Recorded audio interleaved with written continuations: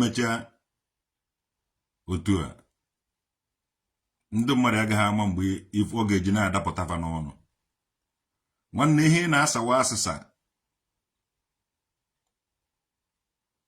ife imegoro ụmụ IPOB oge akpọrọ Mathias Eziokwu onweghị ife ego na JPAC na-afọ ọjị ọ because na tension bịara dị too much. O nwere oge Fada Mbaka kwuru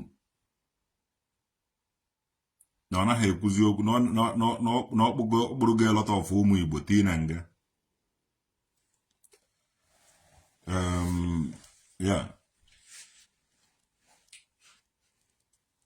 eziokwu gọvanọ eziokwu isi na Ogechi na-erezi money for ndị IPOB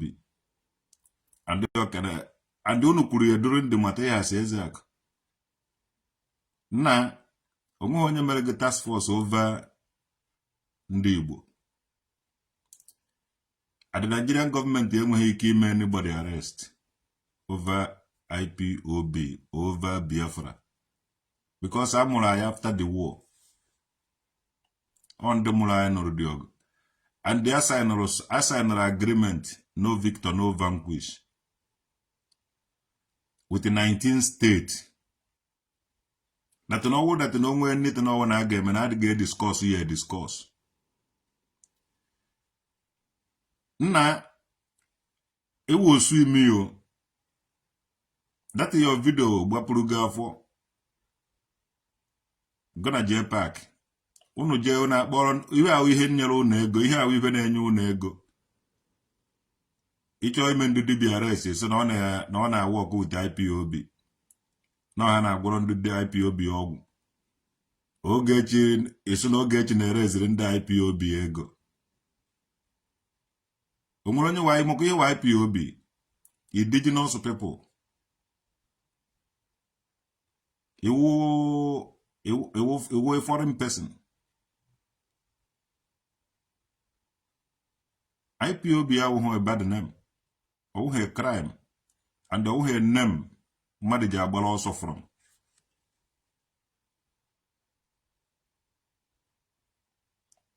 Indigenous people of Benue who IPOB, indigenous people of Bauchi who IPOB, indigenous people of Borno IPOB, indigenous people of Biafra IPOB, indigenous people of Bendel IPOB, indigenous people of Badagry IPOB, Endo wana bidolo from B, indigenous people of Bia IPOB I mwakana abo wazobia. So you can have to a nezuzu so ona keta onye wona ebaso onye baso ogi we je bola police na na eme with IPOB.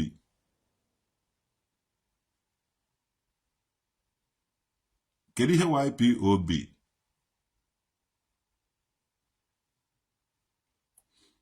Everybody with indigenous.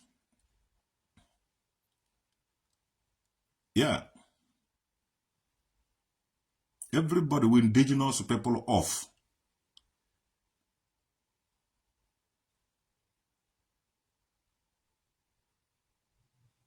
Kedu ihe ijiri kwa ibe data nji fụtago n'ọnụ ebe a ka ekolo onwe gị ntu ebe a ka otegi mgbe akpọrọ Mathias Eziokwu mgbe unu niile nọ na Zion unu kukuru this kind of things boy Mathias na-achọ ka emegide. Now the same thing ka ikukwara against Ogechi onye mmegharị ya ije kpọrọ ya police onye mmegharị ya ije kpọrọ ya police onye mmegharị ya unu gonna JPAC can do anything for money.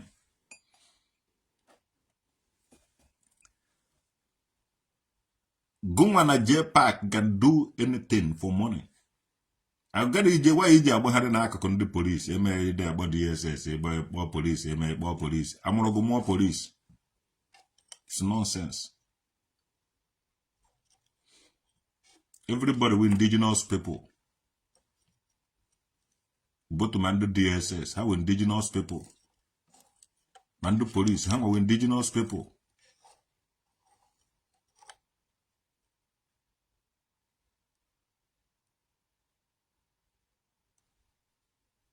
Indigenous people. Why you were a meloku? Young problem, you will know if you get him a gauge, but here. You could take Hana, you are no may be Biafra, but no, that easy, or the Kasubuanya.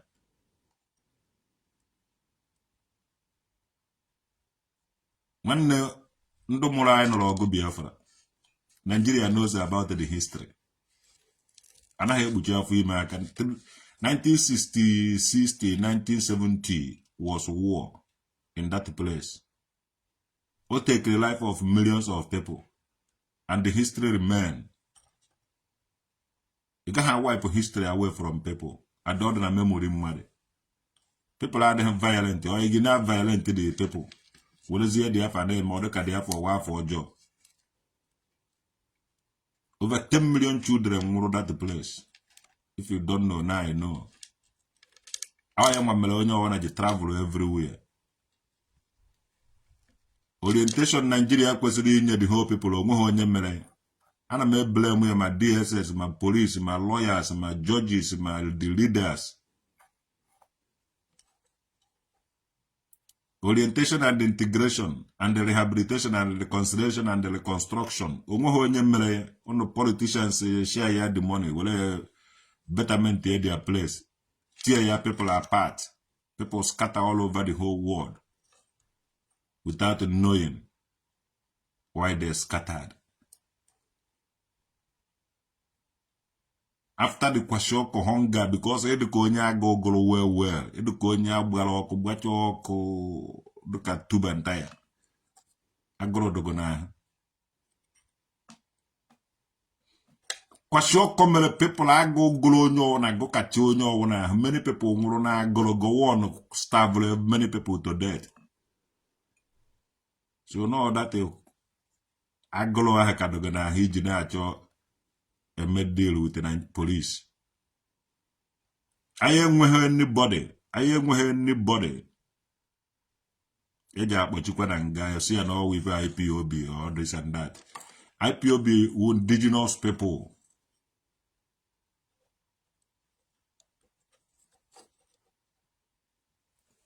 Abasquare anybody who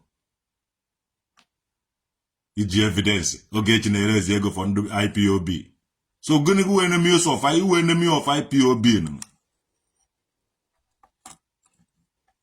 I mean, that's British. You are British with the police, yeah. And when you're British, Melono. When you want to get your Ezbo Honalo. When you want to get your Ezbo Teife Honalo.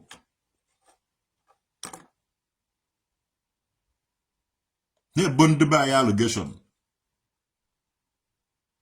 When I kiss boy Matthias, unu bolo Matthias na Matthias na maybe with IPOB, ni ba pro na phone ye, even the IPOB. Ina agbachala do agba na ono na agbachafo. O na eso.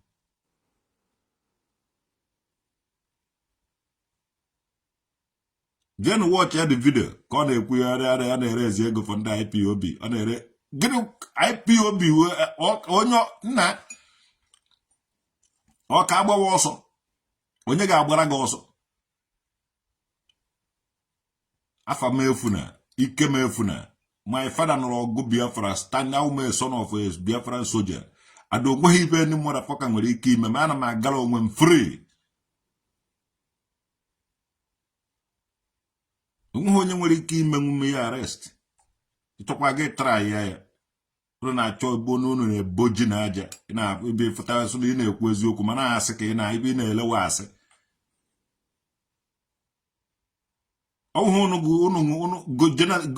Padlock Jonathan. Onye padlock ọhụrụ nwa mere arrange padlock Jonathan. Onwere onye tụfuru ụlọ ọnụ. Na-eme arrange na-ezuzu ha na-edeceive ndị Igbo. Gonna Jpac. Unu wefutara padlock Jonathan. Ọbịa na nke Ebuka Obi mee fake miracle, fake testimony. Emecha achọfụta. No ihe unu na-ezuzu. Nwanne ị na-ezuzu ị na-eme nzuzu. Kedu ka isi kwuo ibe aha na Ogechi na-ereziri ndị IPOB ego. Gụnwe iwu ha IPOB. Ịfụta n'ihe ikwuo na iwelu all over 10 million children nwụrụ nọ. Mere gị na ibe a ji dapụta gị n'ọnụ. Okwu na ọ na-awụ okwu dapụta okwu danahụ ọnụ. Ntụtụ ya afọ ya ahụ. Onye ọwụ na-afụgo ibe ikwuru. Everybody fụrụ ibe ikwuru. Everybody nụrụ ihe ikwuru. Ọgwụ na ka ọha m n'ọnụ. Ka a na-ejekwa. Onye ọwụ na nụrụ ihe ikwuru. Ọwụhụ ịgbagha ya n'izu. Ikwuru ya ọ dapụrụ gị n'ọnụ. O si gị n'ọnụ were dapụta. Mana ofu ibe na-eme ka ị mara na after Nigerian Biafran Civil War, the Ogo ended with no victor, no vanquish. Ogo ended with no victor, no vanquish. And they are allowed to exist. We are allowed to exist. I are not violent. I na galo onwe na ebiri onwe anyị ndụ anyị. And they are like a Hebrew Nigeria, I will every outside. I are not violent. Mana ihe anyị kwuru Governor Eziokwu ha na-ebite these people ma ibe mere Nnamdi Kanu bana pụta na-eme ya nwanne anyị these people ma ibe mere Maazị Nnamdi Kanu. I tell you, yes, ụnụ afụgo ọ dapụtago ha emere ebere Mathias ife afọrọ na phone Mathias ma ibe IPOB ma nke ọdụka IPOB ibe eji agbara Jpac akwụrụ ụnụ ụgwọ ka o do mebie dị afa. At the end of it, I am with IPOB, indigenous people. My father no diogo. My adan nemungro na diogo. And they can't stop him from telling my story. This story got the buishono. As long as I don't violent in any blue after the Biafran Nigerian Civil War. No one he be jam. You don't have this year about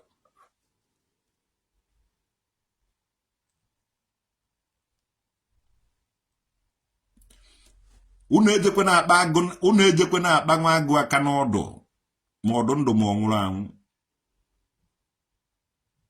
After Nigerian Biafran Civil War, Nigeria ji anyị ụgwọ inye anyị integration and orientation, reconciliation and reconstruction.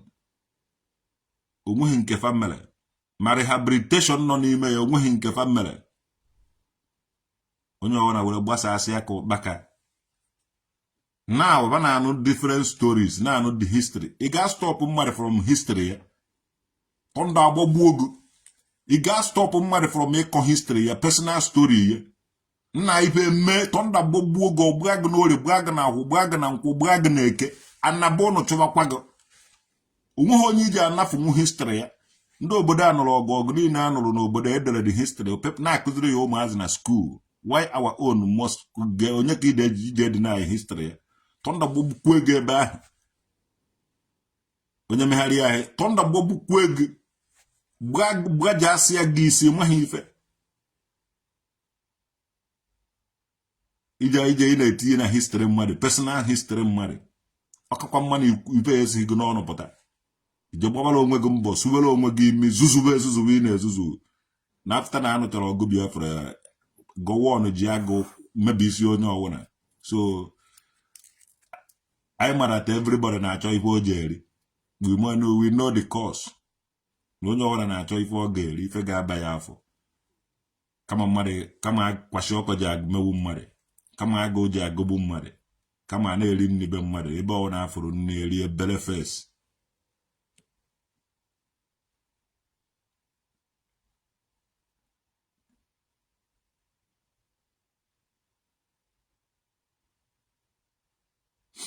Ifugonian and a visit Maazị Nnamdi Kanu onye ondo chọrọ ndo dị important kwesịrị visit Maazị Nnamdi Kanu enwe ha access visit Nnamdi Kanu.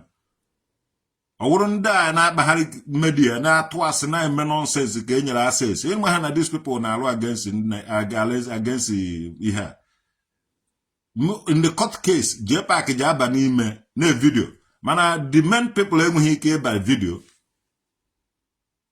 Ịmaghị ibe na-eme onye je ha suo imi ma ụmụnne anyị ebe lot of things na-eme unu amaghị ebe o si unu ji emecha amata ebe o si unu ebido na-eme investigate ihe people na-eme were enweta ego eji ego confuse unu ewere ego vuo ka vuru na tipa gahue unu bụ ha na ọcha ego onye ọwụ na-amapụta mana unu amaghị ife emere were kpata dị ego unu abịaghị ha ama ife emere were kpata dị ego because unu achọghị ịma until one day unu ji ebido maraba unu amara na onwe ha ebe ego do sọnsọ ihe na-ewetara unu ego na Nigeria wụ egbuo mmadụ lee paasị ya ma wee vụrụ ọgwụ pụọ ejire ga-atụ oge nga sọnsọ ihe na-enye people ego many people nwere ndị na-eburu ha ife a na-akwụ ha ụgwọ onye ọgbụwarị n'afọ nwụọ onye ejidere atụọ ya nga. Yes, ọ ife ha na-eme were enwe ego onweghị gịnị ka ị na-eme jee mepee shop ka enye gị 20 million ka ị were kpọpee shop mepee shop ị na-ene anya ego aka ga-agbarie ego n'ọwụ na-enyere gị were mepee shop na-azụ abịa ọ ga-agbari alesi ị na-atụ okwute ma ọ nọ nto agbawo ụmụazị be anyị bete dia pass lee enwere ibe dịka kula ebe ije atichara fa ya ọ hapụ imebi. Yes, enye gị na-ewere ba no so n'ihe a na-eme content creating until ọ na-amara ebe dị ego si abịa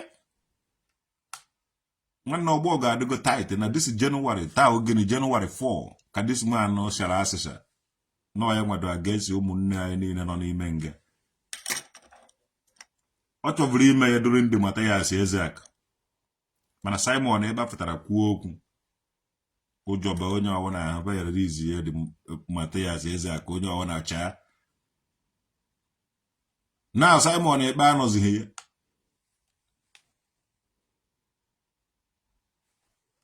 okwugo ya na nke Ogechi o ji evidence so o ji evidence ndị IPOB niile onye ọwụ na hụrụnụ o ji evidence ya nwa awụ ha IPOB o gbafugo ọsọ na ọwụ ha IPOB ifugo na ya nwa awụ ha IPOB mana papa ya nwere ike ma soro n'ụwa ọgụ Biafra o nwere history Biafra ọ wụrụ na omeghe nwanne ya nwụrụ n'ọgụ Biafra o ji enwerere onye ụmụnna fa nwụrụ during the Biafra war. But I say start there and betray these people. Nigeria were a friend with the Nigerian police. All these Nigerian police, Halu mad during the war too. Apart from ego, talk to Nigerian police. I can listen to you. They will listen. Papa Hanukulu Ogwa. The Ogotarisi onye. Everybody knows the truth. So why you make special? Ipo gange or social club.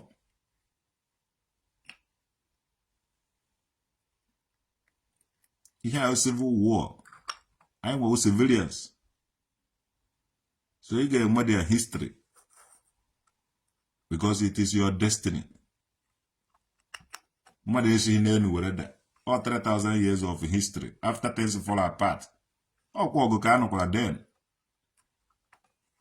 then the Biafran Civil War, the Biafran Nigerian Civil War. Good things never come easy. Go on and starve everybody to death. Abandon properties. Kwashioko. Hunger. Today I need and everywhere. Some of us know parents of any country. Some of us Chineke mecha gozie ya Chineke goziri ya inwa ka ngwazie gie. After the Nigerian Biafra Civil War, inweta ya na 1970, ije ha anafu anyị nni. Anyị ṅụọ mmiri with the cup nye gị, ije ha aji ṅụ mmiri. Kwashioko mere onye owu na mi onye owu na akwala. Then at the end of it, from the dust of Kwashioko, na ibe anyị mere achieve na to God America ndị be anyị egochago unu ebe ahụ mana Europe mana African country everywhere those people pụrụ na asịkwashi ọkọ people nwanne ha na-anọtazi as a great person ọwụ na ewu nwa gowon ọwụ na ewu ajọ nwa si owere baa nne ya ahụ ị nweghị ike stop ife ọma na-abatara ndị Igbo this year nwanne chaa n'ụzọ those people ị na-eche na eji emefere arrest na ọwụ na-ababata nwanne a nwere ike ofu onye n'ime ha ma mmadụ na-abụ nwere ike goro the whole Nigeria iwu agụrụ ewukwasị ọkọ ewu ụkọniagwụ agụrụ dogo n'ahịa machasịghị ibe ike Jpac iwu otule ndị Nnewi na-akpọrọbụ ndị ụkpọ mba dike ohu ha na-akpọrọbụ hard labor ndị Nnewi na-akpọrọbụ ndị ụkpọ bụ ụnụ hard labor anaghị akwụfụ ụgwọ emechaa unu jee kpọta ndị ụnụ gbatara enyere ụnụ aka nụọ ọgụ ọ dịka unu defeatiri ndị Nnewi ka onye ọbụla n'ọrịa onwe ya nwanne ụnụ amachasịghị ibe ike ụnụ amaghị ife ụwa niile na-enebe ụnụ ndị content creator Buhari bụ ụnụ mere Ogechi arrest onye ọwụ na sekretari na-asọpọtụ ibe a kwepụrụ ibe a unu mere nwanne mmụọ na-afụ na nzuzo ga-ebupụta onye ahụ pịawasịa ya azụ n'ihu onye ọwụna anya ụwa afọ ya nwanne nke ọwụna onye na-eme ya foto open oche na ojedi agwa mmadụ a na-eme ife IPOB akpụrụ onye ahụ gbochie nwanne o nwere ndụ laikịrị ka akpọchie ebe because of that himself mmadụ onye nwụrụ be nwoke dị during the Biafran Civil War ọnwụ na ichere ọ na-ewute m tọndagbu gwego ebe ahụ ọ na-ereziri ndị IPOB ego ọ na-ereziri ndị IPOB ego iji evidence ganye ha edi ya nonsense Echenna nwere ibe Ogechi mere gị iji atụ ya nga amagharị na ọsọ na ọ na-ereziri ndị IPOB ego ka ijiri nna ụmụazị ga-eji okpokpo kụwasị gị isi nshọt ụmụazị ga-akụ gị ụtarị idizavụrụ ka apịa gị ụtarị anụ ọhịa na ka emesịa nụ